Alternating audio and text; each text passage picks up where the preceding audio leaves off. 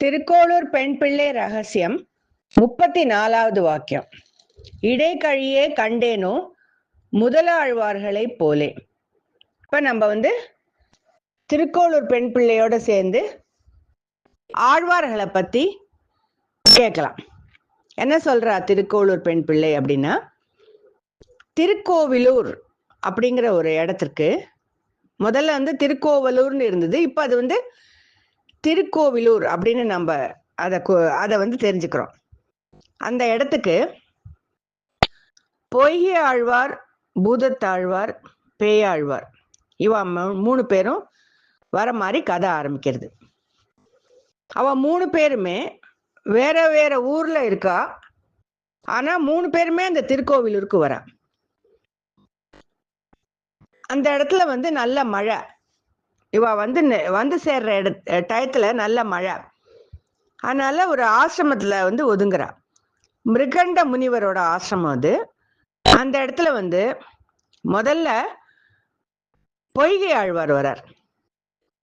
அந்த ஆசிரமத்துக்குள்ள இவ ஒதுங்கக்கூடிய இடம் இடைக்கழி அப்படின்னு சொல்லி நம்ம இந்த வாக்கியத்தோட முதல்ல பார்த்தோம். இடைக்கழின்னா ரேழி அப்படின்னு ஒரு அர்த்தம் பண்ணிக்கலாம். ஆக்சுவலா இந்த மாதிரி ஒரு தொடர், இந்த மாதிரி சொற்கள் எல்லாம் கூட சொன்னா இப்ப புரியுமான்னு எனக்கு தெரியல. இந்த ரேழி, முத்தம், திண்ண இதெல்லாம் அந்த நாள் வீட்டுல நிறைய பார்க்கலாம். திண்ண எல்லாருக்கும் ஞாபகம் இருக்கும், வீட்டுக்கு வெளியில இருக்கும். கோவிலுக்கு பக்கத்துல இருக்கிற வீட்டுல எல்லார் வீட்லயும் திண்ண இருக்கும். ராத்திரி நிறைய பேர் படுத்துட்டு கார்த்தால எழுந்து போயிடுவா. அந்த மாதிரி ரேழின்னு ஒரு இடம் இருக்கும் அந்த நாள்ல வீட்டுகள்ல எல்லாம்.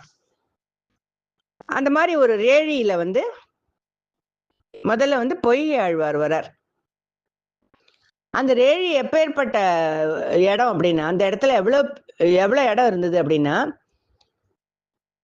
3 பேரு நிக்கலாம், 2 பேர் உட்காந்துக்கலாம், ஒருத்தர் படுத்துக்கலாம். அவ்வளவுதான் இடம். அதுல பொய்கை ஆழ்வார் அந்த இடத்துல படுத்துக்கிறார். கொஞ்ச நேரம் கழிச்சு கதவை தட்டும்போது யார் வந்திருக்கான்னு பார்த்தா பூதத்தாழ்வார் வர்றார். பூதத்தாழ்வாரை வந்த உடனே பொய்கை ஆழ்வாரும் பூதத்தாழ்வாரும் உட்காந்துக்கிறார். 3வதாக பேயாழ்வார் வர்றார். பேயாழ்வார் வந்த உடனே இடம் போறாம 3 பேரை நிக்கிறா. ஏற்கனவே சொன்ன மாதிரி ஒருத்தர் படுத்துக்கலாம், 2 பேர் உட்காந்துக்கலாம், 3 பேரா இருந்தா நிக்கலாம். அவ்வளவுதான் இடம் அங்க இருக்கு. 3 பேருமா சேர்ந்து எம்பெருமானை பற்றி பேசிக்கிறான். இல்ல ஆழ்வார்கள்லாம் அமர்ந்த ஆழ்வார்கள்லாம் கூட்டம் போட்டா அப்படின்னு அவ எம்பெருமானை பத்தி தான் பேசுவா இல்லையா? அந்த மாதிரி அவ பேசின்னு இருக்கா. கொஞ்ச நேரம் ஆயிடுத்து. அப்ப பார்த்தா ரொம்ப ஒரு மாதிரி யாரோ நெருக்கிற மாதிரி இருக்கு. ஒருத்தரோட இருக்கைய அவ உணர்றா.